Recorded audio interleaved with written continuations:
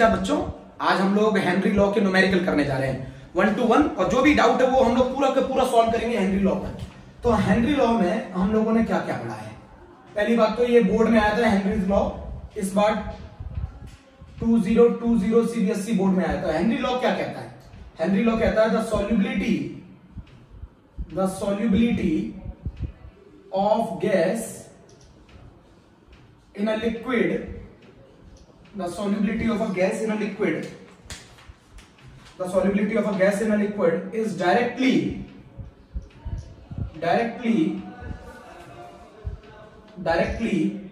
proportional to partial pressure of gas applied on the surface of liquid, applied on the surface of liquid। बिल्कुल ध्यान से लिख लीजिए, on the surface of liquid और solution भी कह सकते हैं। अब मेरी बात समझने की कोशिश करिए, क्या कहता है हेनरी लॉ? किसी भी गैस की जो सॉल्युबिलिटी है, किसी भी गैस की जो सॉल्युबिलिटी है किसी लिक्विड में, मान लीजिए ये रहा एक हमारा लिक्विड, ये रहा हमारा लिक्विड, किसी भी गैस की सॉल्युबिलिटी इस लिक्विड के अंदर इस बात पे डिपेंड करती है कि वो गैस इस लिक्विड के सरफेस पे कितना प्रेशर लगा रही है।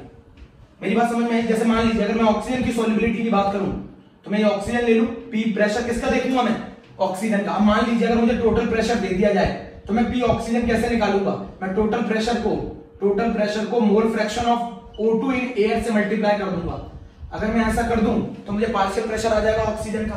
तो जो गैस की सॉल्युबिलिटी है लिक्विड के अंदर वो डिपेंड करती है कि वो गैस उस लिक्विड के सरफेस पे कितना प्रेशर लगा रही है। मेरी बात समझ में आ गई ना? गैस की जो सॉल्युबिलिटी है लिक्विड के अंदर वो इस बात पर डिपेंड करती है कि वो गैस उस लिक्विड के सरफेस पर कितना प्रेशर लगा रही है। जितना ज्यादा प्रेशर लगाएगी वो गैस उस लिक्विड के सरफेस पर, उतना ज्यादा उस गैस की सॉल्युबिलिटी होगी लिक्विड के अंदर। चलिए ये बात तो हम लोगों ने लिखी। अब अगर मैं partial pressure of gas formula बोलूं तो partial pressure of a gas is equal to KH into the mole fraction of a gas in liquid. ये मैंने आपको पहले सिखाया। KH हेनरी कांस्टेंट है, इसकी जो यूनिट होगी वो सेम होगी प्रेशर की। जैसे इसकी यूनिट अगर ATM भी हो सकती है अगर प्रेशर ATM में, तो इसकी यूनिट बार भी हो सकती है अगर प्रेशर बार में है तो, अगर इसकी यूनिट mm भी हो सकती है अगर प्रेशर mm में है तो। मेरी बात सुन लीजिए, एक कंसेप्ट और सुन लीजिए। 1 ATM में 760 mm होते हैं। अगर मैं प्रेशर आपको ATM में दे दूं, अगर मैं प्रेशर आपको ATM में दे दूं तो ATM को 760 से मल्टीप्लाई कर दीजिए, it will be converted into mm। मेरी बात सुन रहे हैं ना? ATM को 760 से मल्टीप्लाई कर दो, it will be converted into mm। जितना ज्यादा गैस लिक्विड के सरफेस पे प्रेशर लगाएगी उतना ज्यादा गैस की सॉल्युबिलिटी होगी लिक्विड के अंदर। ये कहता है हेनरी लॉ। सीबीएसई बोर्ड 2020 में आया था, 2020 में आया था। वो सुन रहे हैं ना? P gas is equal to KH into mole fraction of a gas in a liquid। अगर मोल फ्रैक्शन, मैं फिर से बोल रहा हूं, अगर मोल फ्रैक्शन गैस का लिक्विड के अंदर बहुत कम आता है, मैं हिंदी में लिख रहा हूं, बहुत कम आता है, तो इसका मतलब है गैस की सॉल्युबिलिटी कम है लिक्विड के अंदर, मोल फ्रैक्शन बहुत कम आ रहा है। तो फिर किसका मोल फ्रैक्शन ज्यादा होगा? अगर गैस का मोल फ्रैक्शन कम आ रहा है तो लिक्विड का मोल फ्रैक्शन ज्यादा होगा ना। अगर गैस का मोल फ्रैक्शन कम आ रहा है लिक्विड का मोल फ्रैक्शन ज्यादा होगा। तो अगर मैं X गैस को लिखूं तो X गैस का क्या मतलब है? N gas upon N gas plus N liquid. मेरी बात समझिएगा, न्यूमेरिकल में यूज होगा N gas upon N gas plus N liquid. अब आपको मालूम है मोल फ्रैक्शन गैस का बहुत कम आ रहा है, इसका मतलब मोल्स गैस के कम है लिक्विड में। अगर मोल फ्रैक्शन गैस का कम आएगा तो इसका मतलब मोल्स ऑफ गैस कम है ना लिक्विड में। तो इसको लिख सकते हैं ना N gas upon N liquid. क्यों लिख सकते हैं इसको N gas upon N liquid? क्योंकि गैस के मोल्स क्योंकि गैस के मोल्स नेग्लिजिबल हो जाएंगे किसके कंपैरिजन में? गैस के मोल्स लिक्विड के कंपैरिजन में नेग्लिजिबल हो जाएंगे। तो आप N gas plus N liquid को N लिक्विड लिख सकते हैं। बहुत इंपॉर्टेंट है, बट ये कहानी तभी होगी जब मोल फ्रैक्शन गैस का लिक्विड में बहुत कम आएगा। जब मोल फ्रैक्शन गैस का लिक्विड में बहुत कम आता है तो हम X gas mole fraction of gas in liquid को N gas upon N liquid लिख सकते हैं। प्लीज इसको आप चेक करो, जल्दी चेक करो प्यारे बच्चों। क्या ये कंसेप्ट पूरा हो गया है? अगर आपको किसी गैस का पार्शियल प्रेशर निकालना है, पार्शियल प्रेशर वो गैस उस लिक्विड के सरफेस पर कितना प्रेशर लगा रही है तो आप निकाल सकते हैं। अगर मैं आपको टोटल प्रेशर दे दूं एटमॉस्फेयर का, उसको आप मोल fraction of O2 in air से मल्टीप्लाई कर दीजिए, पार्शियल प्रेशर आ जाएगा। पार्शियल प्रेशर आ जाएगा प्यारे बच्चों, जल्दी कर लीजिए। ये क्वेश्चन अभी आया था सीबीएसई बोर्ड में इस साल। ये सीबीएसई बोर्ड में इस साल ये क्वेश्चन आया था बेटा। क्वेश्चन नंबर जो 2 है, क्वेश्चन नंबर 2 भी बता देता हूं कि सीबीएसई बोर्ड में क्या आया था। क्वेश्चन नंबर 2 ये आया था, बहुत ध्यान से सुन लीजिए। क्वेश्चन नंबर 2 क्या आया था? एनॉक्सिया के बारे में आया था। तो मैं आपको बता दूं, एनॉक्सिया के बारे में कुछ नहीं है। जो हाई एल्टीट्यूड पर जो पर्सन रहते हैं, जो लोग रहते हैं हाई एल्टीट्यूड पे, तो हाई एल्टीट्यूड पर प्रेशर कम हो जाता है। हाई एल्टीट्यूड पर प्रेशर कम हो जाता है ना बेटा, गैसेस कम हो जाएंगी तो प्रेशर कम होगा। तो एटमॉस्फेरिक प्रेशर हाई एल्टीट्यूड पे कम हो जाएगा। हाई एल्टीट्यूड पे अगर प्रेशर कम हो जाएगा तो ऑक्सीजन की जो सॉल्युबिलिटी इन ब्लड वो कम हो जाएगी। और अगर ऑक्सीजन की सॉल्युबिलिटी ब्लड में कम हो गई तो टिश्यूज को ऑक्सीजन नहीं मिल पाएगी, टिश्यूज को प्रॉपर ऑक्सीजन नहीं मिल पाएगी। और अगर टिश्यूज को प्रॉपर ऑक्सीजन अवेलेबल नहीं हो पाएगी तो हमारी सेल्स वीक हो जाएंगी और जो हमारी थिंकिंग एबिलिटी है वो भी कम हो जाएगी। तो एनॉक्सिया, जो हाई एल्टीट्यूड पे जो लोग रहते हैं उन्हें वीकनेस फील होती है, उन्हें प्रॉपर ऑक्सीजन की सप्लाई नहीं मिलती क्योंकि वहां प्रेशर कम होता है। तो ऑक्सीजन की जो सॉल्युबिलिटी है ब्लड में वो कम होती है। फिर हमारे सेल्स को और हमारे टिश्यूज को प्रॉपर ऑक्सीजन नहीं मिल पाती। जब हमारी सेल्स को प्रॉपर ऑक्सीजन नहीं मिल पाती तो वीक पड़ जाते हैं और हमारी जो सोचने समझने की शक्ति है वो कम हो जाती है। समझ रहे हैं? इस बीमारी को एनॉक्सिया कहते हैं। ये भी पूछा गया है बोर्ड में, बेटा। सीबीएसई बोर्ड में ये भी पूछा गया है एप्लीकेशन में। बेटा ये सब पूछा जाता है, जल्दी से आप इसको लिख लीजिए। क्वेश्चन है ये क्वेश्चन है, मैंने टॉपिक में भी पढ़ाया है, क्वेश्चन भी। अब जरा एक और समझिए पहले बच्चों। एक और कंसेप्ट क्या है, एक और कंडीशन समझिए अब ध्यान से। अब ये बताइए, स्कूबा डाइवर्स को क्या होते हैं? बैंड या डिकम्प्रेशन। बैंड को हटाने के लिए क्या दिक्कत है, क्या मिलाया जाता है? हीलियम से डाइल्यूट किया जाता है सिलेंडर। हीलियम से डाइल्यूट किया जाता है एटमॉस्फेरिक गैसेस का सिलेंडर। मेरी बात सुनिए बहुत ध्यान से। एटमॉस्फेरिक गैसेस का सिलेंडर हीलियम से डाइल्यूट किया जाता है। ये इसी बार क्वेश्चन पूछा गया बोर्ड में, 2020 में सीबीएसई बोर्ड में क्वेश्चन पूछा गया है कि स्कूबा डाइवर्स के बैंड को अगर हमें हटाना है, उन बैंड का मतलब जो पेन होता है, स्कूबा डाइवर्स को उससे हटाना है तो हीलियम से डाइल्यूट करना पड़ता है एटमॉस्फेरिक गैसेस के सिलेंडर को। ऐसा क्यों करते हैं? क्योंकि हीलियम की सॉल्युबिलिटी कम होती है ब्लड में। हीलियम की सॉल्युबिलिटी कम होती है ब्लड में कम होती है।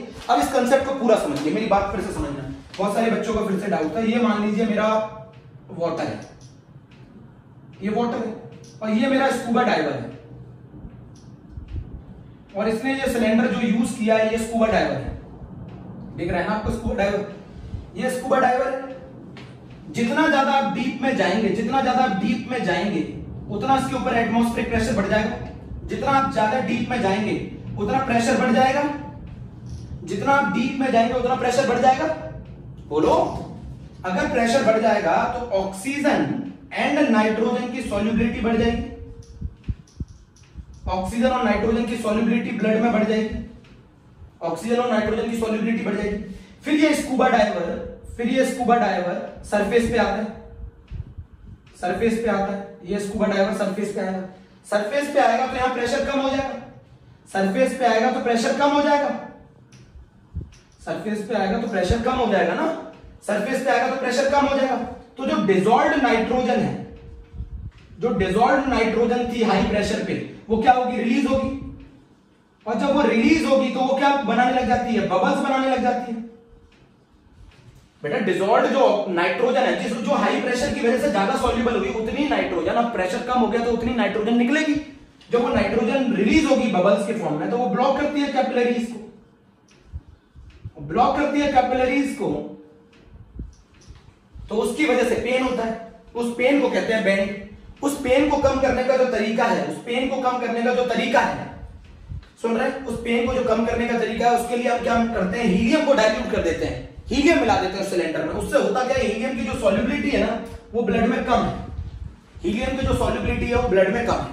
तो ये हम लोगों ने एक और एप्लीकेशन कर ली। आप इसको अच्छे तरीके से समझ लीजिए। हीलियम की सॉल्युबिलिटी ब्लड में कम है, ये भी आया था क्वेश्चन। तो बेटा मैंने ये एप्लीकेशन पढ़ा दी।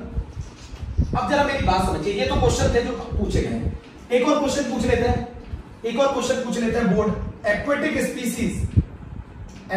species are more comfortable, ये भी बताया था मैंने, more comfortable, aquatic species are more comfortable in cold water as compared to hot water। बेटा ये भी बोर्ड में बहुत ज्यादा पूछा जाता है, एक्वेटिक स्पीसीज ज्यादा कंफर्टेबल क्यों होती हैं कोल्ड वाटर के कंपैरिजन में, कोल्ड वाटर में as compare to hot water. Reason है solubility of oxygen, of dissolved oxygen is more in cold water, solubility of dissolved oxygen is more in cold water than hot water। बेटा temperature के inversely proportional होती है ना solubility, temperature के inversely proportional होती है ना सॉल्युबिलिटी।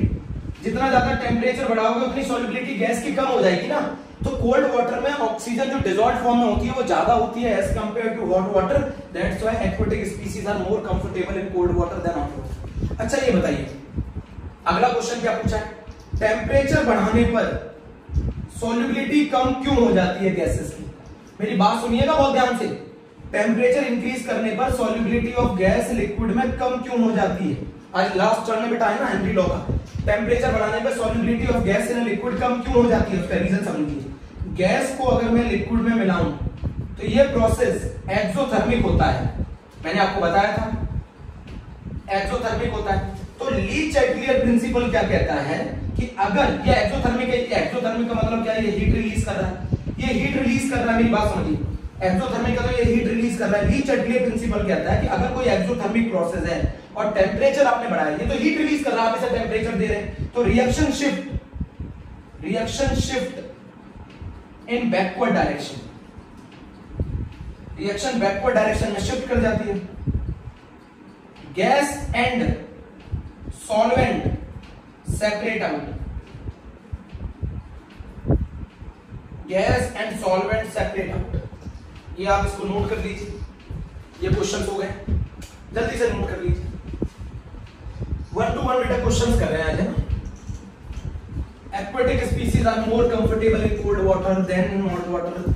गैस को अगर मैं लिक्विड में डिसॉल्व करूं, सॉल्यूशन बनाऊं, तो वो एक्सोथर्मिक फिनोमेनन होता है। एक्सोथर्मिक फिनोमेनन के अंदर बेटा सही है, जितना आप टेम्परेचर बढ़ाएंगे रिएक्शन बैकवर्ड शिफ्ट हो जाएगी, उतनी गैस की सॉल्युबिलिटी लिक्विड में कम हो जाएगी। अच्छा एक क्वेश्चन और पूछ लेते हैं कि हेनरी लॉ की लिमिटेशन क्या है, हेनरीज लॉ की लिमिटेशन बताइए। ये भी बच्चों ने पूछा है कि हेनरी लॉ की लिमिटेशन क्या है। तो हेनरी लॉ की लिमिटेशन है कि gases should not react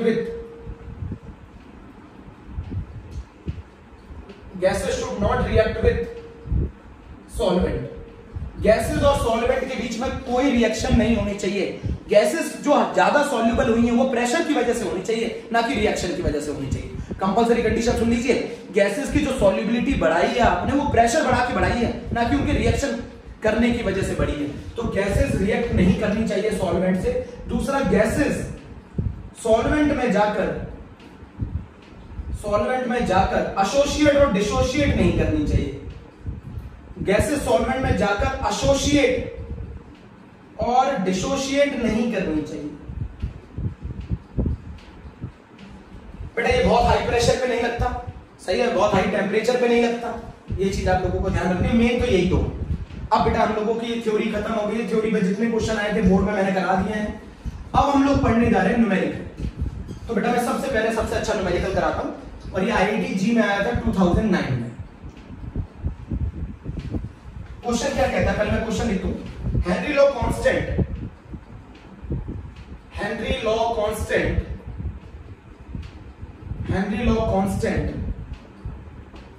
for the solubility of nitrogen gas in water is 1 into 10 की power 5 atm। Henry law constant की वैल्यू दे रखी है, नाइट्रोजन गैस को जब हम डिसॉल्व करते हैं वाटर में तो 1 into 10 की पावर 5 atm। फिर कह रखा है मोल fraction of nitrogen in air is 0.8 atm, 0.8 mole fraction nitrogen का एयर में 0.8 दे रखा है। the number of moles of nitrogen from air dissolved, कितने नाइट्रोजन के मोल्स, नाइट्रोजन गैस के कितने moles dissolved in 10 moles of water, 10 moles of water and at 5 atm pressure and 298 Kelvin temperature. Question लिख लीजिए पहले, बहुत अच्छा क्वेश्चन, बहुत ही अच्छा क्वेश्चन, बहुत ही अच्छा क्वेश्चन। मेरी बात सुनिए, क्या कह रहा है, पहले क्या कह रहा है? हेनरी लॉ कांस्टेंट दे रखा है, पहले बिल्कुल गिवन कर लेंगे, बिल्कुल गिवन कर लेंगे। हेनरी लॉ कांस्टेंट दे रखा है, KH दे रखा है आपको, कितना दे रखा है? 1 × 10⁵ atm दे रखा है। आपसे पूछ क्या रहा है? मोल्स ऑफ नाइट्रोजन गैस पूछ रहा है। आपको mole fraction of nitrogen gas in air दे रखा है 0.8, आपको टोटल प्रेशर दे रखा है 5 atm। अच्छा मुझे एक चीज बताओ, इस वैल्यू से अगर मुझे टोटल प्रेशर 5 atm दे रखा है तो बताओ पार्शियल प्रेशर कितना होगा नाइट्रोजन के एयर में? नाइट्रोजन का पार्शियल प्रेशर बताओ एयर में कितना होगा? Total pressure into mole fraction, total pressure into mole fraction of nitrogen in air, ये कितना आ गया? 4 atm आ गया। तो नाइट्रोजन जो प्रेशर लगाएगी लिक्विड के सरफेस पर वो होगा 4 atm। हमारा फॉर्मूला क्या होता है? P nitrogen is equals to KH into mole fraction of nitrogen in liquid. जितना ज्यादा नाइट्रोजन का पार्शियल प्रेशर होगा लिक्विड के सरफेस पे उतना ज्यादा नाइट्रोजन लिक्विड में डिसॉल्व होगी। पार्शियल प्रेशर ऑफ नाइट्रोजन आ गया बेटा 4 atm। KH की वैल्यू कितनी है? 1 × 10⁵। मोल fraction of nitrogen in liquid निकाल लिया हमने, in water. Mole fraction of nitrogen मैंने वाटर में निकाल लिया, तो मैंने मोल fraction of nitrogen in water कितना निकाला जरा मुझे बताओ? मोल फ्रैक्शन ऑफ नाइट्रोजन मेरा आया वाटर में 4 × 10⁻⁵। ये वैल्यू बहुत कम है, ये वैल्यू बहुत कम है। तो बताओ मैं मोल fraction of nitrogen in water को क्या लिख सकता हूं? n nitrogen upon n nitrogen plus n water. अब ये मत पूछना बेटा, ये तो बहुत आसान है, आप लोग इतना पूरा एंड पढ़ने आ गए चैप्टर का। n nitrogen upon n nitrogen plus n water. n nitrogen मुझे निकालनी है। अच्छा मैं ये बताओ, जब मोल फ्रैक्शन बहुत कम आ रहा है तो इसका मतलब moles of nitrogen as with respect to water बहुत कम होंगे, तो मैं नीचे से मोल्स ऑफ नाइट्रोजन नेगलेक्ट कर सकता हूं। तो ये क्या बच जाएगा? मोल्स ऑफ वाटर बराबर आ जाएगा 4 × 10⁻⁵। मेरी बात सुन लीजिए, चेक करिए पहले इतना। मैंने क्या किया? KH 1 × 10⁵ atm दे रखा है, मोल्स ऑफ नाइट्रोजन मुझे निकालने थे, सही है। मोल fraction of nitrogen in air 0.8 दे रखा है, टोटल प्रेशर 5 atm दे रखा है। 5 atm को 0.8 से मल्टीप्लाई करके partial pressure of nitrogen in air आ गया। ये वो प्रेशर है जो नाइट्रोजन लिक्विड के सरफेस पे लगाएगी, कितना लगाएगी? 4 atm। Partial pressure of nitrogen is equal to KH into mole fraction of nitrogen in liquid. बताओ मुझे ये कैसे मालूम चला? ये फार्मूला लगाना है, क्योंकि KH की यूनिट देखी बेटा मैंने atm, और KH की यूनिट जब भी atm में होगी, जब भी प्रेशर के बराबर होगी, तो समझ जाइएगा साथ में मोल फ्रैक्शन कंसंट्रेशन टर्म है। तो 4 = 1 × 10⁵ मोल fraction of nitrogen in water. तो मोल फ्रैक्शन ऑफ नाइट्रोजन मैंने वाटर में निकाल लिया, कितना निकाल लिया बेटा? 4 × 10⁻⁵। मोल फ्रैक्शन बहुत कम है, इसका क्या मतलब है? मोल फ्रैक्शन अगर कम है इसका मतलब moles of gas with respect to the moles of water बहुत कम है। तो moles of nitrogen upon moles of water is equal to 4 × 10⁻⁵। Check कर लिया जाए, बोलो चेक कर लो बच्चों।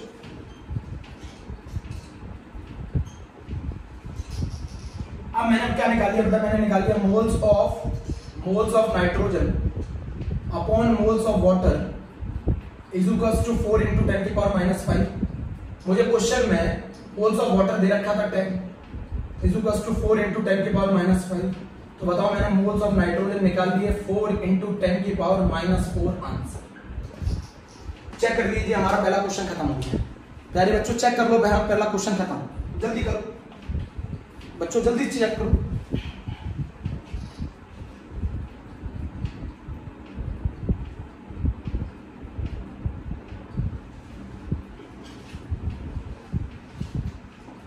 तो पहला हमारा क्वेश्चन खत्म हो गया। Question number 2, question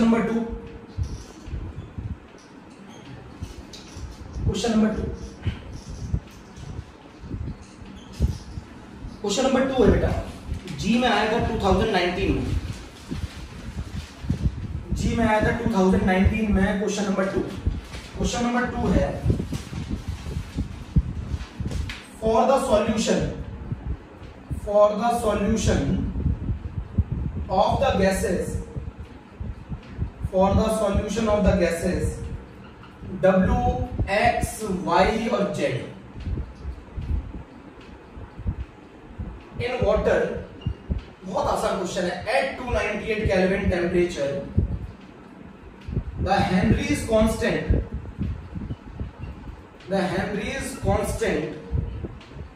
KH 0.5 to 35 40 bar respectively।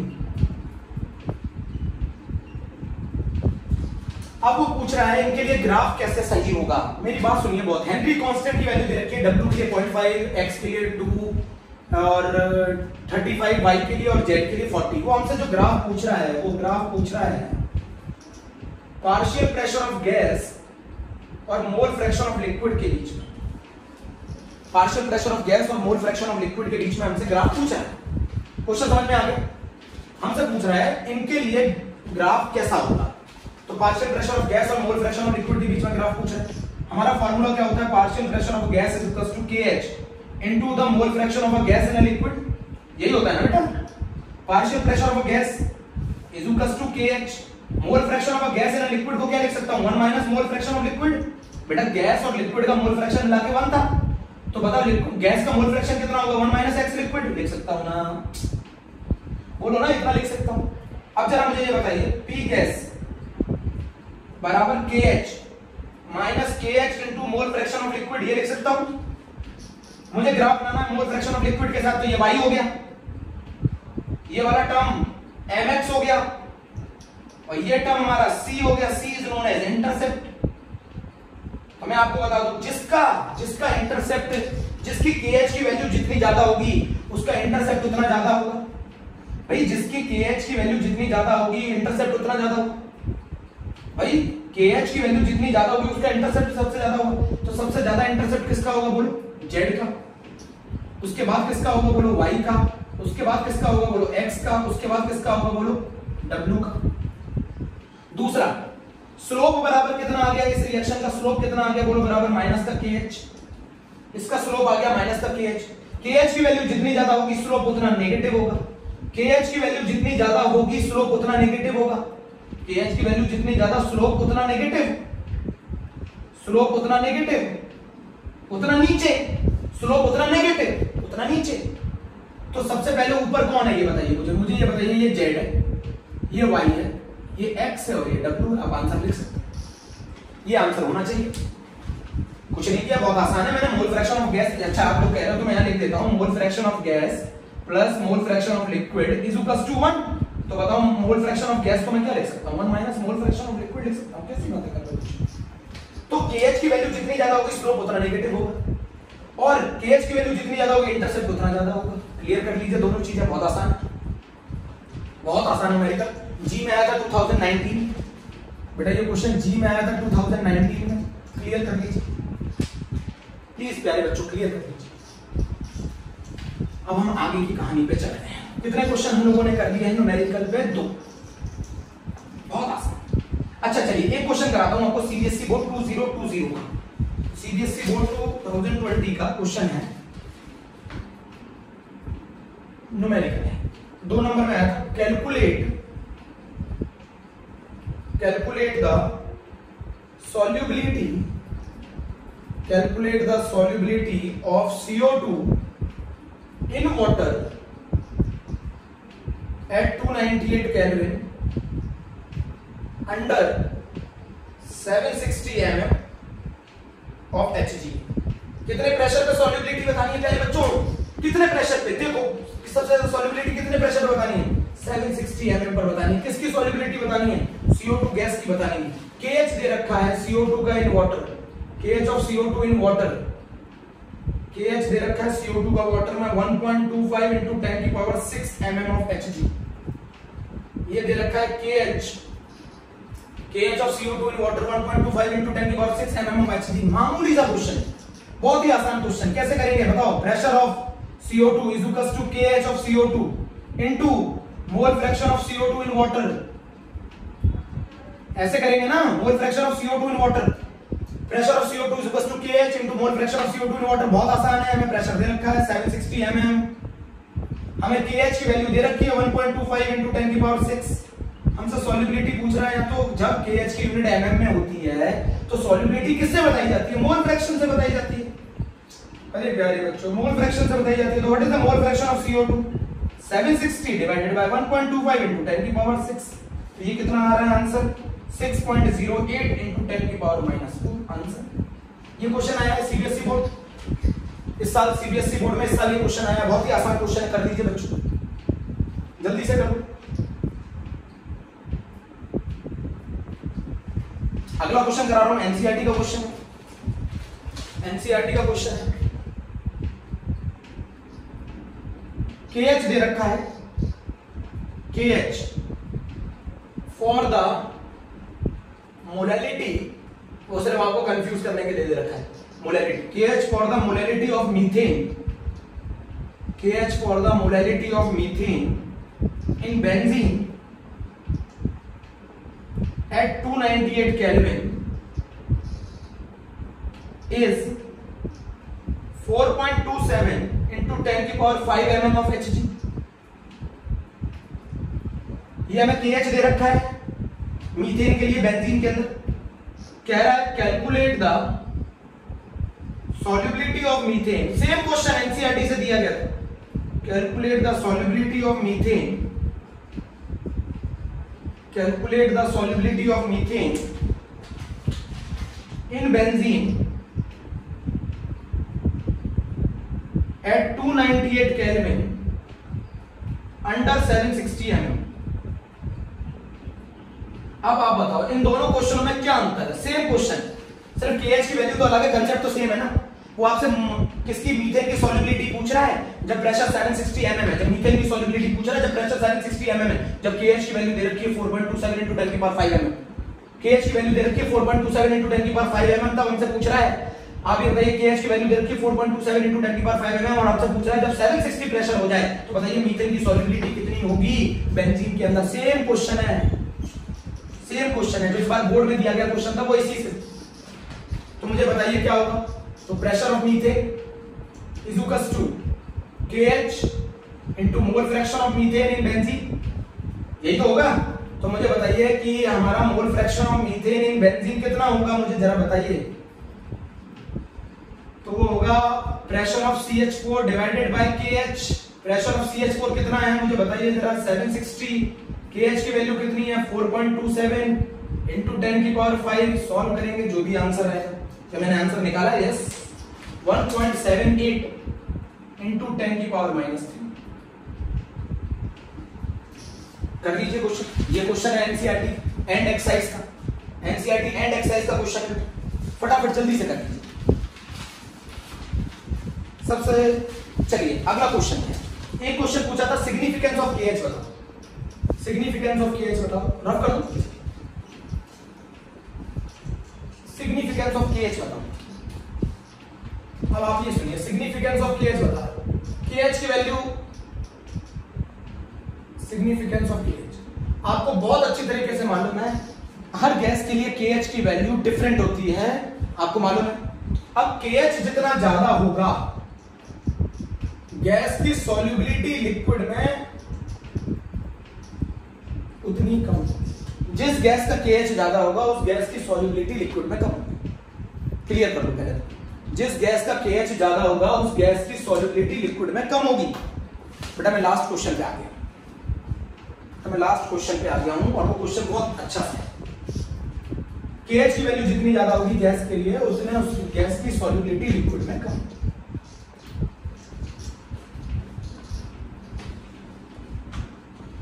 अब क्वेश्चन ये है कि मैं पूरा लिख देता हूं बेटा, वैसे क्वेश्चन बड़ा है। The air is a mixture of, the air is a mixture of number of gases, the air is a mixture of number of gases, the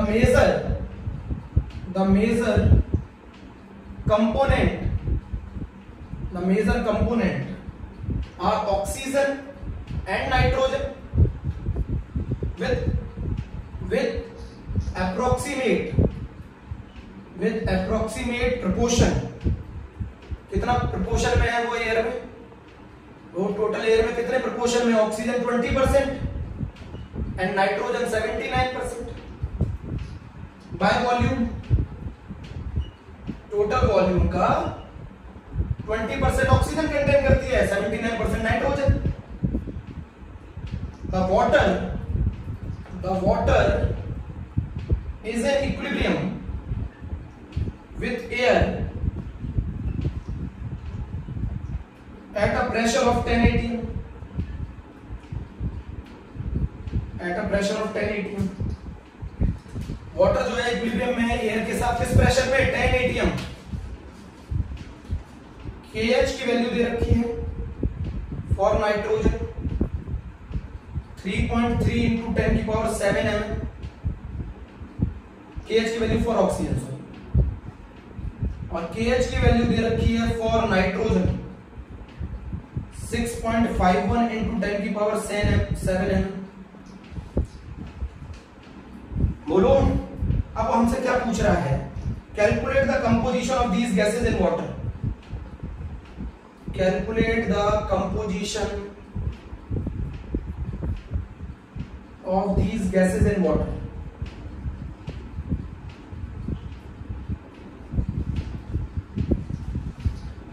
चलिए ठीक है, मैं आपको बता देता हूं। अच्छा ये बताइए पार्शियल प्रेशर ऑफ ऑक्सीजन क्या होगा, KH into mole fraction of oxygen in water, यही होगा ना। पार्शियल प्रेशर ऑफ नाइट्रोजन क्या होगा, KH into mole fraction of nitrogen in water. अब मैं आपको बता दूं टोटल प्रेशर इस क्वेश्चन में हमें 10 atm दे रखा है, जो कि वाटर के साथ इक्विलिब्रियम में एयर।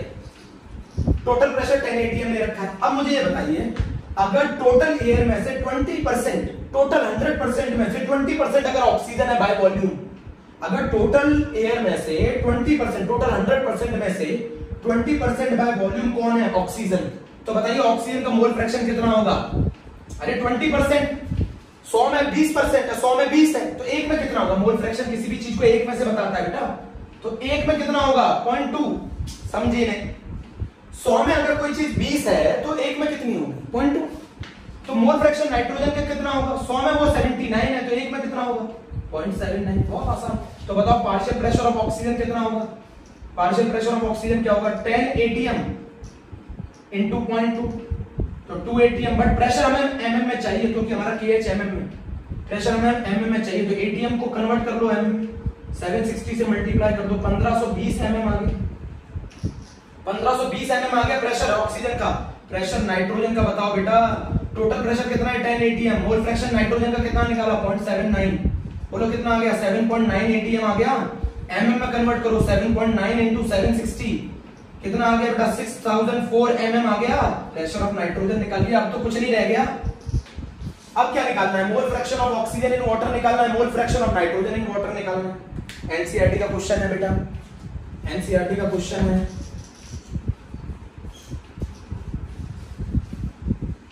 एनसीईआरटी का क्वेश्चन है,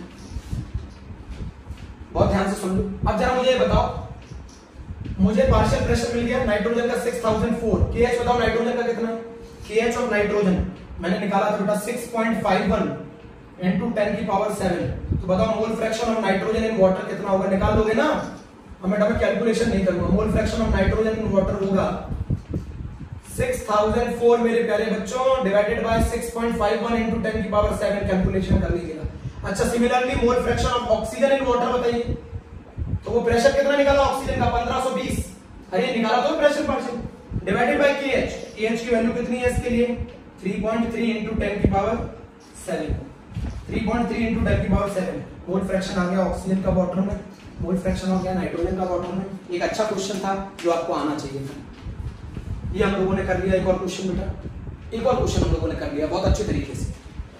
चलिए मैं एक क्वेश्चन और कराता हूँ, सीबीएसई बोर्ड, वैसे तो मैंने बोला था ये लास्ट क्वेश्चन है, बट एक और क्वेश्चन कराता हूँ, सीबीएसई बोर्ड 2009 अपने बच्चों के लिए, बिल्कुल सीबीएसई बोर्ड 2009 का क्वेश्चन है, थोड़ा सा अलग है, प्लीज बेटा नोट करें।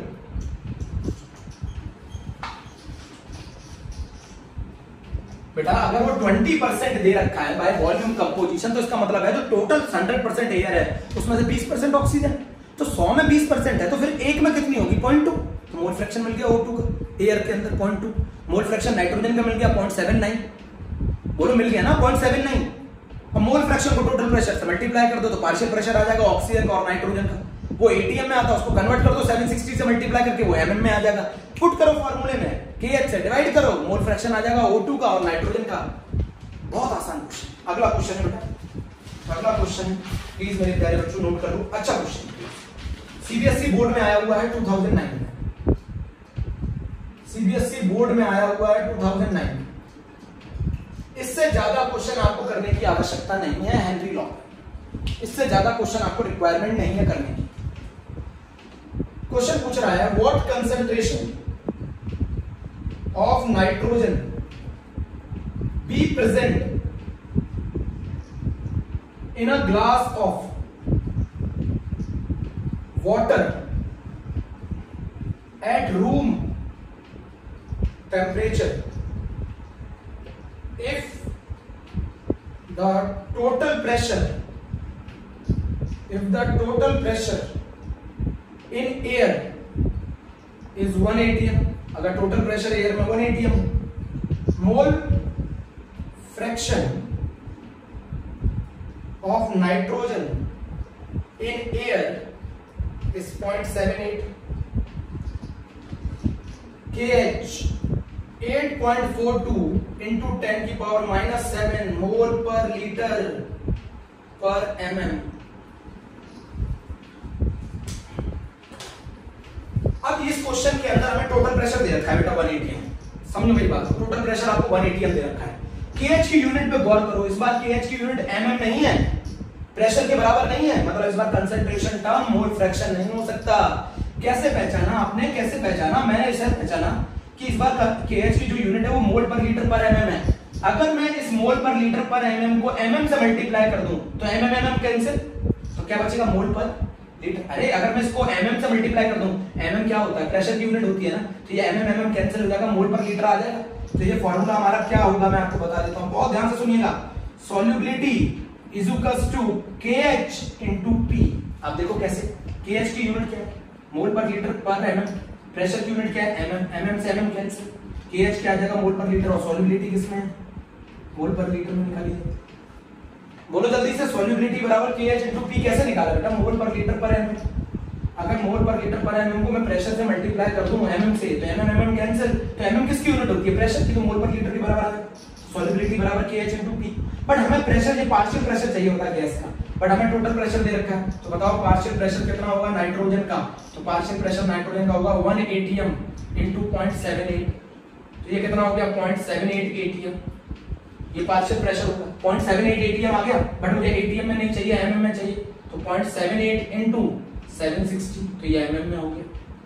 सॉल्युबिलिटी निकालनी है, सॉल्युबिलिटी निकालनी है, KH की वैल्यू कितनी दे रखी है 8.42 into 10 की पावर -7। अच्छा मेरा प्रेशर कितना आ गया बोलो जल्दी, 0.78 into 760। इसको सॉल्व करोगे जो भी आंसर आएगा मोल पर लीटर में, जो भी आंसर आएगा मोल पर लीटर में, बेटा मैंने आंसर नहीं निकाला है, जो भी आंसर आएगा मोल पर लीटर में। बेटा मुझे टोटल प्रेशर से लेना देना दोनों होता है, मुझे तो वो प्रेशर से लेना देना होता है जो गैस लिक्विड के सरफेस पे लगा रही होती है, वो जो गैस लिक्विड के सरफेस पे लगा रही होती है वो प्रेशर से लेना देना होता है। तो वो प्रेशर कितना आएगा, total pressure into the mole fraction of that gas. बेटा बहुत सारे बच्चों को एक चीज और बता दूं, आप एक चीज समझिए इस पूरे टॉपिक में solubility of gas in a liquid पर आप एक चीज समझिए, एक गैस एक लिक्विड में एक पर्टिकुलर टेम्परेचर पे एक पर्टिकुलर प्रेशर पे एक fix amount of gas dissolve हो सकता है। इक्विलिब्रियम आ गया, इक्विलिब्रियम आ गया, सैचुरेशन आ गया, इससे ज्यादा वो गैस इस लिक्विड में डिसॉल्व नहीं हो सकती।